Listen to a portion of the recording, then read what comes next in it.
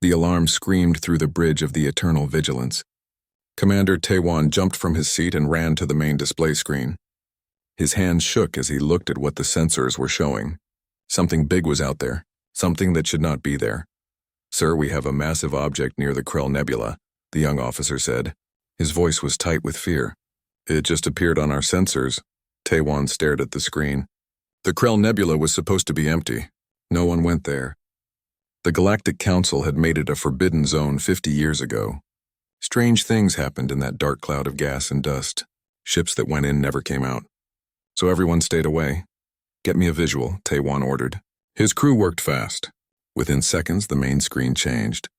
What he saw made his blood run cold. It was a warship. But not just any warship. This thing was huge. It was at least 3 times the size of his own ship. The hull was dark gray, almost black. Strange symbols were painted on the side in white. The ship had dozens of weapon ports. Taewon could see massive cannons pointing in every direction. This was a ship built for war. This was a ship built to kill. "What empire does that belong to?" Taewon asked. He already knew the answer. He just did not want to believe it. The officer checked his computer. His face went pale. "Sir, the markings. They're human." The word human made everyone on the bridge go quiet. Humans were dangerous. Everyone in the galaxy knew this. They came from a small blue planet far away from the main trade routes. For a long time, no one paid attention to them. They were weak. They had no special powers. They could not read minds like the Valorians. They could not survive in space like the Krill. They were just soft creatures with short lives. But then the humans built ships, and those ships had weapons. Terrible weapons. Weapons that could destroy entire planets. The humans had fought wars on their own world for thousands of years. They knew how to kill. They were very good at it. 20 years ago, a pirate group tried to raid a human colony. They thought it would be easy. The humans had only been in space for 50 years. What could they do? The pirates attacked with 30 ships. Not one pirate survived. The humans hunted them down. They did not show mercy. They did not take prisoners. When the Galactic Council asked the humans to explain, they said only one thing: "Do not touch what is ours." After that, most empires left humans alone. There was an unspoken rule: stay out of human space and they will stay out of yours. It worked well. For 20 years there was peace. So why was a human warship here? This was Valorian space. The humans had no business being here. And they were in the Krell Nebula, the most forbidden place in this sector. "Open a communication channel," Taewon said. He tried to keep his voice steady. He could not show fear in front of his crew. "Let us talk to them." The communication officer worked his controls. After a moment, he looked up. "Channel open, sir." Taewon cleared his throat. "Attention, unknown vessel. This is Commander Taewon of the Valorian Empire ship Eternal Vigilance. You are in restricted space. Identify yourself immediately." Static filled the speakers. Then a voice came through. It was female. It was calm, too calm. "This is Captain Dayun of the United Nations Space Command ship Defiant. We read you, Commander." Taewon felt sweat on his forehead. A UNSC ship. He had heard of them. These were the human military vessels. The ones that did not run away from fights. The ones that won wars. "Captain Dayun, you are in Valorian territory," Taewon said. "The Krell Nebula is a forbidden zone. You must leave immediately." There was a pause. Then the human captain spoke again. Her voice was still calm, still controlled. "We are simply passing through, Commander. We will be gone soon." Passing through? No one just passed through the Krell Nebula. It was too dangerous unless— "What is your mission here?" Taewon demanded. "Why are you in this sector?" "That information is classified," Captain Dayun replied. Taewon felt anger rise in his chest. Classified. This was not human space. They had no right to keep secrets here. "You will tell me your mission, or I will be forced to take action." The response was immediate. On his screen, Taewon saw the human ship's weapons come online. Every cannon moved. Every missile port opened. The Defiant's shields glowed bright blue. The ship was ready for battle. "Commander," Captain Dayun said, and now her voice had an edge to it, "I suggest you do not make threats you cannot back up. We have no desire for conflict, but we will defend ourselves if necessary. Stand down." Taewon looked at his weapons officer. The young man shook his head slightly. The meaning was clear. They could not win this fight. The Eternal Vigilance was a patrol ship. It was built to stop smugglers and pirates. The Defiant was a warship. It was built to destroy other warships. All ships maintain position, Taiwan said to his fleet. He had 3 other patrol ships with him. They would all die if they attacked the human vessel. Do not fire unless I give the order. He opened a private channel to his superior. Admiral Hyun-soo needed to know about this. The admiral's face appeared on a small screen. He looked old and tired. What is it, Commander? Sir, we have a situation, Taiwan said. He explained everything. The human ship, the Krell Nebula, the weapons. The admiral's face grew darker with each word. Do not engage, Admiral Hyun-soo said firmly. Keep your distance. Watch them. I will contact the Galactic Council. This is bigger than us now. The channel closed. Taiwan turned back to the main screen. The Defiant hung in space like a dark predator, silent, waiting. Its weapons were still active. Its shields were still up. Hours passed. The human ship did not move. It just stayed there at the edge of the nebula. Taiwan's crew was nervous. They whispered to each other when they thought he was not listening. They were scared. He was scared too. Finally, a message came from the admiral. The council is assembling. Every empire is sending representatives. The humans refuse to explain their presence. They say only that they have a right to be there. Commander, more ships are coming. We are forming a blockade around the nebula. Hold your position. Taiwan acknowledged the order. He watched as more dots appeared on his sensors. Ships from every corner of the galaxy were coming. The Krill sent their bioships. The Thandor sent their crystal cruisers. The Zephyr sent their fast attack wings. Within a day, there were over 200 ships surrounding the Krell Nebula, and still the Defiant did not move. It just waited. 1 ship against 200. The humans did not seem worried. They did not ask for help. They did not try to run. They just stayed there with their weapons ready and their shields up. On the 3rd day, Taiwan received a message from Captain Da-Yun. It was short, direct, terrifying in its simplicity. To all ships in this sector, we are here on a mission of vital importance. We will complete our mission. We suggest you stay out of our way. We have no desire to harm anyone, but we will do what we must. This is your only warning. The message ended. Taiwan looked at his crew. They looked back at him with fear in their eyes. 200 ships surrounded 1 human vessel, but somehow Taiwan knew who had the real power here, and that thought kept him awake at night, staring at the dark shape of the Defiant on his screen, wondering what the humans were really doing in the Krell Nebula, and fearing what would happen when they finally made their move. The Galactic Council chamber was full. Every seat was taken. Representatives from 50 different empires sat in a huge circle. The room was built to be impressive. Tall columns reached up to a glass ceiling. Outside, stars shined in the darkness of space. But today, no one looked at the beauty. Everyone was focused on the problem. Ambassador Ji-hai stood at her podium. She represented the Valorian Empire. Her blue skin was darker than usual. This happened when Valorians were angry or scared. Right now she was both. The human ship must leave, she said. Her voice echoed in the chamber. They have no right to be in our space. They refuse to explain their mission. They threaten us with violence. This cannot stand. Many heads nodded in agreement. The representative from the Krill Empire raised his claw. The humans are dangerous. We all know this. They should not be allowed to roam freely through our territories. I support the Valorian position. Make them leave, more voices joined in. The chamber filled with angry words. Everyone wanted the humans gone. Everyone except the human representative. Lieutenant Bora sat quietly at the human podium. She was young for a diplomat. Her black hair was pulled back in a tight bun. Her uniform was simple and clean. She did not look worried. She just waited for the anger to die down. When the chamber finally grew quiet, she stood up. "May I speak?" she asked. The council leader, an ancient being called the First, nodded. "You may speak, Lieutenant, but choose your words carefully. This council is not pleased with your people." Bora bowed slightly. "I understand your concern. Let me explain. The UNSC Defiant is not in your space to threaten anyone. It is there to protect everyone." "Protect us?" Ambassador Jihi laughed. It was not a kind laugh. "From what?" "We do not need human protection." Bora looked directly at her. "From the Null Swarm."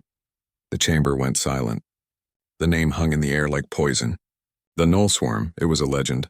A nightmare from the old days. Some said it was just a story to scare children. Others said it was real and very dangerous. The Null Swarm is a myth, Minister Kyung-suk said.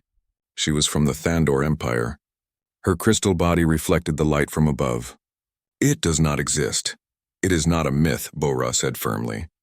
We have detected active Null Swarm signatures in the Krell Nebula. Our ship is there to investigate and, if necessary, to destroy the threat before it spreads. You lie, Ambassador Jihai said. This is just an excuse. You want access to our territory. You want to spy on us. Bora shook her head. We gain nothing from lying.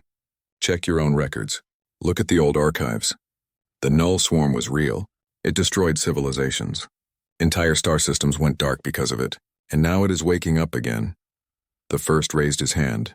Everyone went quiet. The ancient being looked at Bora with eyes that had seen millennia pass. If what you say is true, why did you not tell us before entering our space?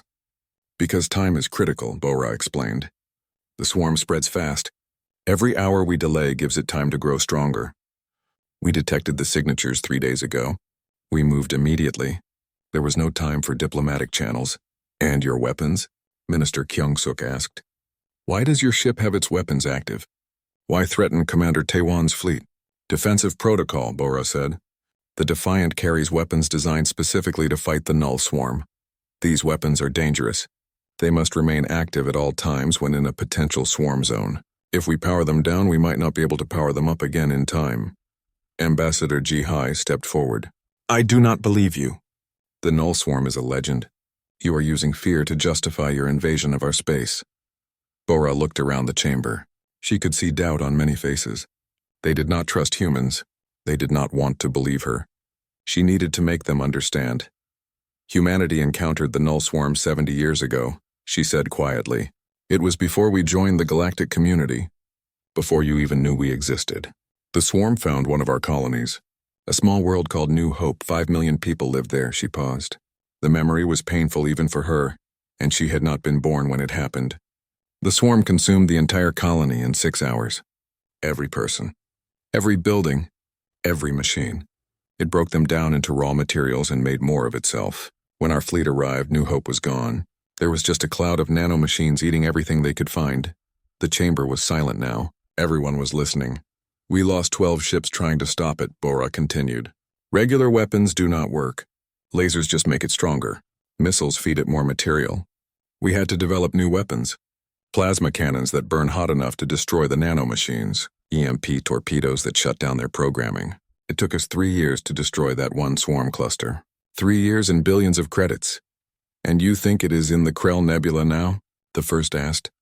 We detected the same energy signature, Bora said. The same patterns. It is there. And if we do not stop it now, it will spread. The nebula provides perfect cover. Perfect resources.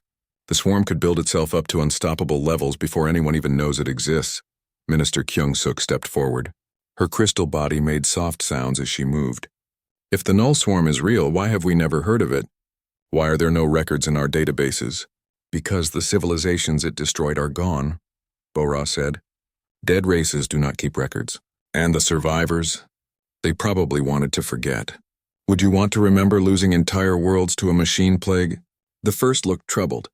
Even if what you say is true, your ship refuses to power down its weapons. You have 200 ships surrounding you. This creates tension. It could lead to war. War is not our goal, Bora said, but we will not be defenseless. The Defiant carries the Ragnarok protocol. It is our final weapon against the swarm. If we use it, everything in a 10-light-year radius will be destroyed. Everything. Planets, ships, space stations. Everything. Gasps filled the chamber. A weapon that could destroy everything in 10 light years? It was unthinkable. You would use such a weapon in our space? Ambassador Jihai demanded. Only if the swarm cannot be stopped any other way, Bora said. It is a last resort. But if the choice is between losing 10 light years or losing the entire galaxy, we will make the hard choice. We have done it before. The chamber erupted in angry voices. Representatives shouted at each other. Some demanded the humans leave. Others demanded proof. A few suggested attacking the Defiant before it could use its terrible weapon. The first raised his hand again. Slowly, the noise died down. This council needs time to think. We will study the old records. We will verify your claims about the null swarm. Until then, your ship will remain in position. The blockade will stay in place. No one attacks. No one leaves. Is this clear? Bora nodded. Crystal clear. But I must warn you, every hour we wait, the swarm grows stronger. Please do not take too long. The meeting ended. Representatives filed out of the chamber. Ambassador Ji-hai walked past Bora without looking at her. Minister Kyung-suk paused. I hope you are wrong about the swarm, she said quietly. Because if you are right, we are all in terrible danger. Bora watched her leave. Then she sent a message to Captain Da-yun on the Defiant. The council is investigating. They do not believe us yet. Hold position. The reply came quickly. Understood. But Lieutenant, our sensors are showing increased activity in the nebula. Whatever is in there, it is getting stronger. If the council does not decide soon, the decision will be made for them. Bora closed the channel. She looked out at the stars through the glass ceiling. Somewhere out there, the Defiant waited, and somewhere in the Krell Nebula, something dark was waking up. Something hungry. Something that did not care about politics or diplomacy or who had the right to be where. Something that only wanted to consume and grow and spread across the stars like a plague. And time was running out. Intelligence Officer Dong-ha could not sleep. He had been working for 36 hours straight. His eyes hurt from staring at computer screens. His back ached from sitting in the same chair. But he could not stop. He knew the answer was in the archives somewhere. He just had to find it.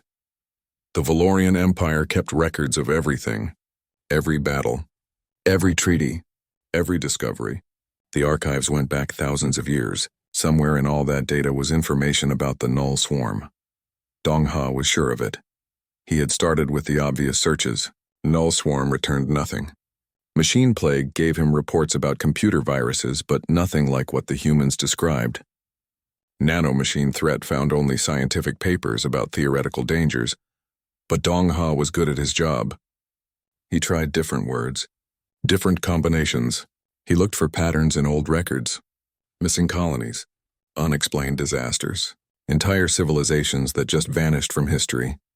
At hour 42, he found something. It was buried deep in the oldest part of the archives, a report from 3,000 years ago. The file was marked sealed. Most people would not be able to open it. But Dong-ha had high-level clearance. He opened the file. What he read made his blood run cold. The report was from the Valorian exploration fleet. They had found a dead world. The planet had once been home to an advanced civilization. But when the Valorians arrived, there was nothing left. No people, no cities, no machines. Just dust and empty metal shells. The science team had investigated. They found traces of nanomachines in the dust.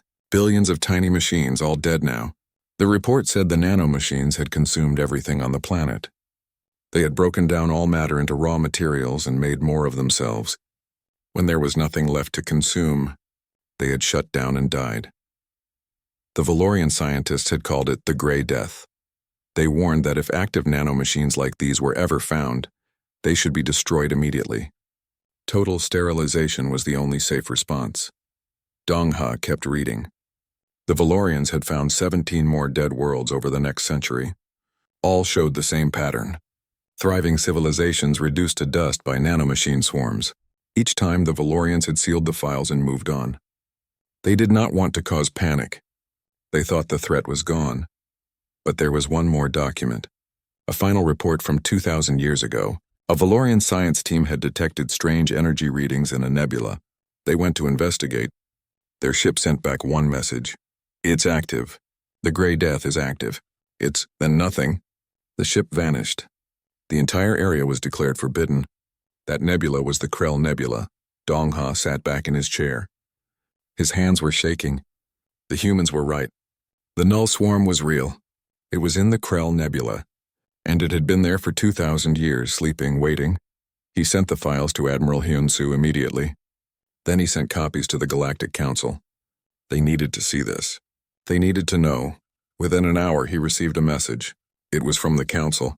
They wanted him to present his findings. They wanted proof. He prepared his report and headed to the Council chamber. But someone else was already presenting. Scientist Minji stood at a podium, showing data on a large screen. She worked for the Thandor Science Institute. She was one of the best researchers in the galaxy. These are the energy readings from the Krell Nebula, Minji said. Her crystal body glowed softly as she spoke. I have been analyzing them for the past 3 days. The patterns match nothing in our current databases. But when Intelligence Officer Dong-ha sent me the old Valorian files, I found a match. She brought up a comparison chart. On one side were the old readings from 2,000 years ago. On the other side were current readings from the nebula. They were identical. The null swarm is active, Minji said. It is not just active. It is growing. The energy output has increased 30% in the last 2 days. At this rate, it will reach critical mass in less than a week. What does critical mass mean? Ambassador Jihai asked. She looked pale. It means the swarm will have enough mass and energy to spread beyond the nebula, Minji explained. It will start consuming nearby systems. Once it starts, we cannot stop it.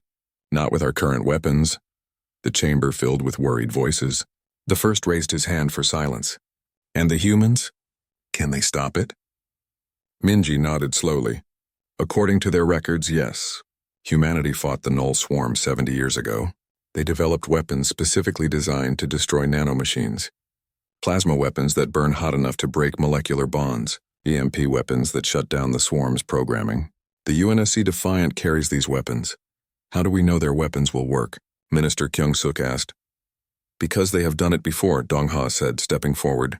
I found human records from 70 years ago. They encountered a swarm cluster. It took them 3 years, but they destroyed it completely. No other race in the galaxy has ever succeeded against the swarm. What about their Ragnarok protocol? Ambassador Jihai asked. That weapon they mentioned. The one that destroys everything in 10 light years. Minji looked uncomfortable. I analyzed the data. The Ragnarok protocol is a cascading plasma reaction. It creates a chain of explosions that sterilize all matter in the affected area. Complete molecular breakdown. Nothing survives. And they would use this in our space? Someone asked. If the swarm reaches critical mass, they would have no choice, Minji said quietly. A 10 light-year radius includes the nebula and 12 inhabited systems. Over 40 billion people live in those systems. But if the swarm escapes, it could consume the entire galaxy. The humans would sacrifice those 40 billion to save trillions. The chamber was silent. The weight of that decision hung in the air. 40 billion lives, gone in an instant. To save everyone else, could we evacuate those systems? The first asked. Dong-ha shook his head. Not in time. Moving 40 billion people would take months. We have less than a week. Ambassador Jihai stood up. She looked tired, defeated. Then we have no choice. We must let the humans do what they came here to do. You would trust them? Minister Kyung-suk asked. I do not trust them, Jihai said. But I trust our data. I trust the old records. The null swarm is real. It is active. And the humans are the only ones who know how to fight it. The first nodded slowly. Very well. Send a message to the Defiant. Tell Captain Dayun that we acknowledge the threat. Tell her we are ready to discuss cooperation. Lieutenant Bora was called back to the chamber. She listened to the council's decision. Her face showed no emotion, but inside she felt relief. Finally, they understood. The council has reviewed the evidence, the first said. We accept that the null swarm is real. We accept that humanity has the knowledge and weapons to fight it. What do you need from us? Bora thought for a moment. First, remove the blockade. Our ship needs room to maneuver. Second, we need your sensor data. The more information we have about the nebula, the better we can plan our attack. Third, she paused. Third, we need you to trust Captain Dayun. She will make difficult decisions. Some of them might seem cruel, but everything she does will be to stop the swarm. The blockade will be removed, the first said. You will have all our sensor data. As for trust, that must be earned. Fair enough, Bora said.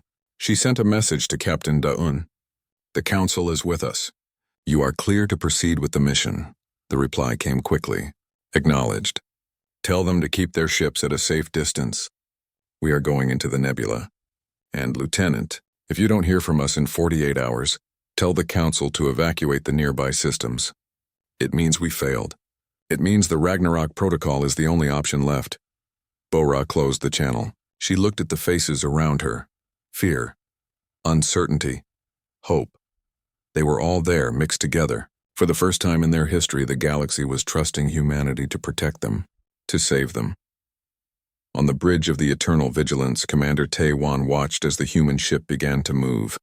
The Defiant's engines glowed bright blue. Slowly, it turned toward the dark heart of the Krell Nebula.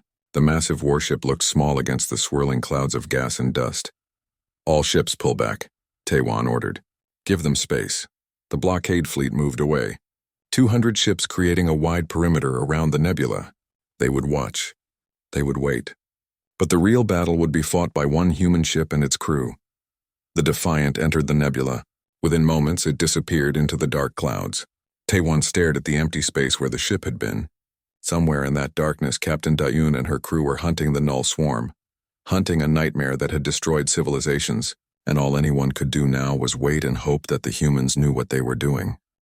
The distress signal came at 400 hours. Commander Taiwan was asleep when the alarm woke him. He ran to the bridge still wearing his sleep clothes. What he saw on the screen made him forget about everything else. "It's the colony on Varus Prime," his communications officer said. Her voice was shaking. "They're under attack." "Sir, it's the Null Swarm." Taiwan pulled up the data feed from Varus Prime. The colony was 30 light minutes from the Krell Nebula. 3 million Valorians lived there. Farmers, miners, families, normal people living normal lives. Until today, the video feed showed chaos. Gray clouds were spreading across the colony. Buildings were dissolving. People were running, screaming. The gray clouds followed them. When the clouds touched something, it just fell apart. Turned to dust. Turned to nothing. How did it get out? Taiwan demanded. "The Defiant was supposed to contain it." "We're getting a transmission from Captain Daun," the communications officer said. The human captain's face appeared on screen. She looked tired. Her uniform was torn. There was a cut on her forehead. "Commander, the swarm sent out scout clusters before we could engage. They're spreading faster than we anticipated. Varus Prime is already lost." "Lost?" Taiwan could not believe what he was hearing. "There are 3 million people down there." "I know," Captain Darwin said. Her voice was hard, cold. "And they will all be dead in 4 hours. The swarm is consuming the colony. Every person it touches becomes material for more nanomachines. We cannot save them. We have to try." Taiwan shouted. "Send your ship. Use your weapons." "If we leave the nebula now, the main swarm will escape," Captain Daun said. "We're barely holding it here. The moment we move, it will spread to 10 other systems. Varus Prime is lost, but we can still save everyone else." Taiwan wanted to scream. He wanted to hit something.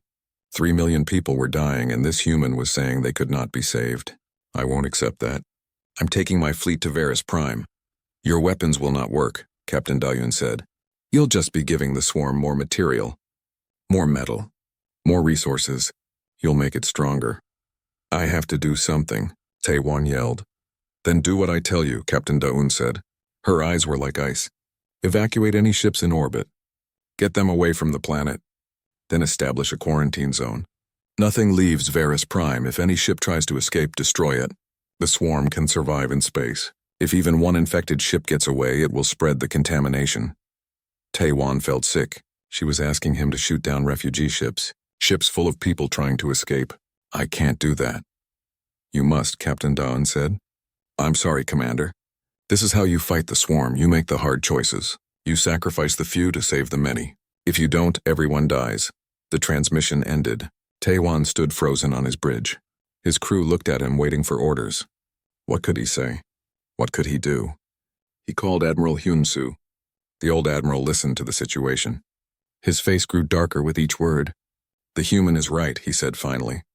"We must contain the spread. Take your fleet to Varus Prime. Establish the quarantine. And Commander, I'm sorry. I know this is hard." Taiwan's fleet jumped to Varus Prime. When they arrived, the horror was worse than he imagined. The entire surface of the planet was turning gray. Cities were dissolving. Forests were turning to dust. The oceans were changing color as the nanomachines broke down the water itself. There were ships trying to escape. Cargo vessels. Personal shuttles. Anything that could fly. They were streaming up from the surface, desperate to get away from the gray death below. "Scan them," Taiwan ordered. "Check for contamination." His sensor officer worked quickly. "Sir, 12 ships show traces of nanomachine activity. They're infected." Taiwan's hand hovered over the weapons controls. 12 ships. How many people were on them? Hundreds, thousands, and he was supposed to kill them all? A new voice came over the radio. It was Lieutenant Bo-Ra from the Galactic Council. Commander Taiwan, this is Lieutenant Bora. I'm transmitting you the human protocols for swarm containment. You must follow them exactly. The infected ships cannot be saved. You must destroy them now before they reach other systems. There are people on those ships, Taiwan said. I know, Bora said. Her voice was sad but firm. But they're already dead. The nanomachines are inside them. Inside their ships. If you let them go, they will spread the swarm to other worlds. More people will die. Billions of people. Taiwan closed his eyes. He thought of his own family, his children. If the swarm reached his homeworld, they would die just like the people on Varus Prime. Dissolved. Turned to gray dust. Gone. He opened his eyes. Target the infected ships, he said quietly. Fire! His weapons officer hesitated. Sir? That's an order, Taiwan said. Fire now. The Eternal Vigilance's weapons fired. Lasers cut through space. The infected ships exploded. 12 bright flashes. Then nothing. Taiwan felt something break inside him. He had just killed his own people. Valorians trying to escape, trying to survive. And he had murdered them, but he could not stop. More ships kept coming. His sensors kept finding contamination. Each time he gave the order. Each time his weapons fired. By the end of the first hour, his fleet had destroyed 47 ships. On the Galactic Council station, Lieutenant Bora watched the battle data. Tactical Officer Young-Ho stood beside her. He was Valorian like most of the Council staff. He looked sick. This is what the humans do? He asked. Kill without mercy? This is what survival requires, Bora said. When humanity fought the swarm, we lost entire fleets. We lost colonies. We learned that mercy is a luxury you cannot afford against this enemy. You hesitate, you die. Everyone dies, but all those people, Young-Ho said. Were already dead, Bora said. The moment the nanomachines touched them, they were dead. Commander Taiwan just made it quick. Painless. That's more than the swarm would give them. Captain Dayun's voice came over the emergency channel. All Council forces, this is the Defiant. We need ships at the nebula's edge. The main swarm is trying to break through. We need you to form a second containment line. What weapons should we use? Admiral Hyun-Soo asked. None, Captain Dayun said. Your weapons will not work. Just form a line. We're sending you modified EMP torpedoes. Engineer Haewon has been adapting human technology to your weapon systems. Use only those torpedoes. Nothing else. Regular weapons just feed the swarm. Engineer Haewon's voice came through. She was Valorian. But she had been working with the human crew for the past day. The modified torpedoes should work, she said. But you need to hit the swarm clusters at close range. Very close, within 100 meters. Any farther and the EMP won't be strong enough. 100 meters? Someone asked. That's suicide range. Yes, Captain Dayun said simply. This is what fighting the swarm means. Close range. High risk, no retreat. If you're not ready for that, stay back. We'll handle it. There was a long silence. Then Admiral Hyun-Soo spoke. We're ready.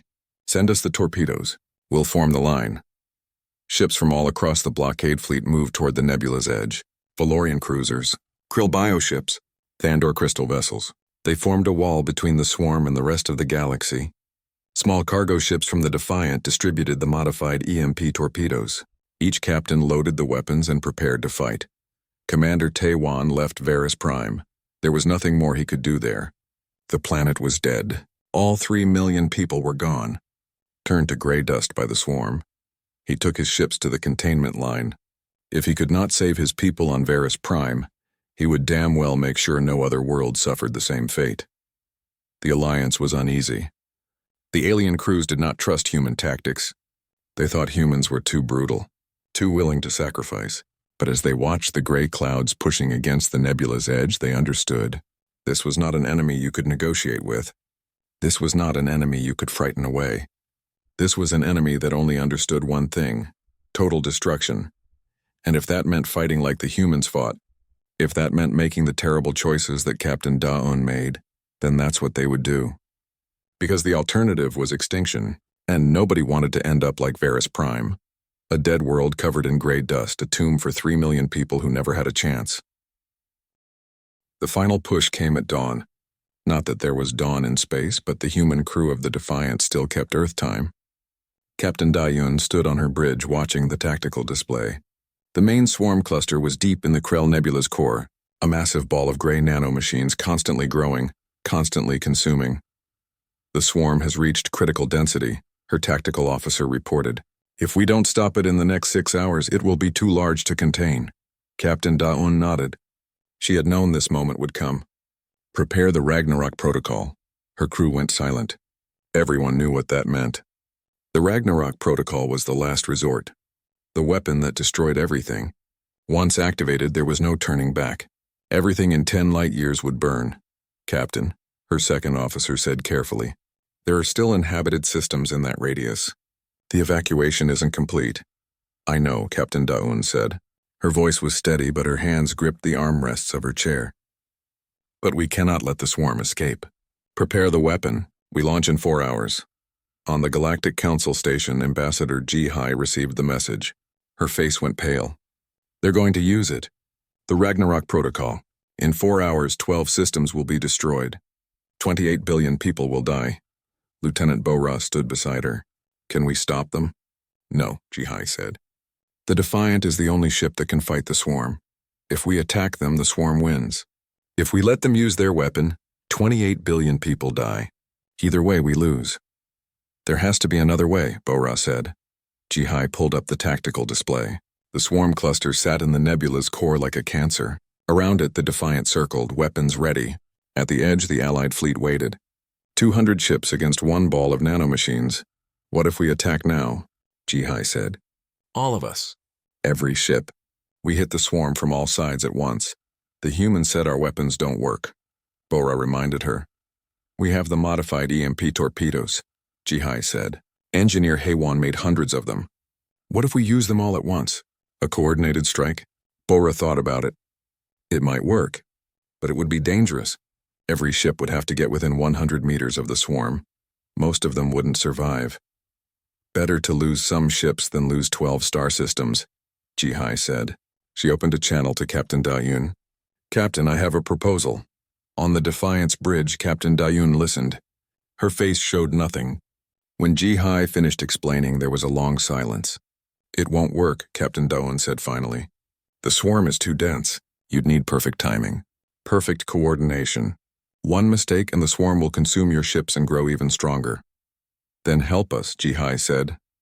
Give us that perfect coordination. Take command of the fleet. Show us how to fight like humans. Captain Daun was quiet for a moment. If I do this, you have to follow my orders exactly. No questions. No hesitation. Some of you will die. Many of you will die. Do you accept that? Ji-Hai looked at the tactical display. At the 12 systems in the danger zone. At the billions of people living there. Yes, she said. We accept. Captain Daun stood up. All ships, this is Captain Daun of the UNSC Defiant. I am taking command of the Allied fleet. Link your tactical systems to mine. Prepare for assault pattern Delta 7. We attack in 1 hour. On the Eternal Vigilance, Commander Taiwan received his orders. His ship would lead the first wave. Straight into the heart of the swarm.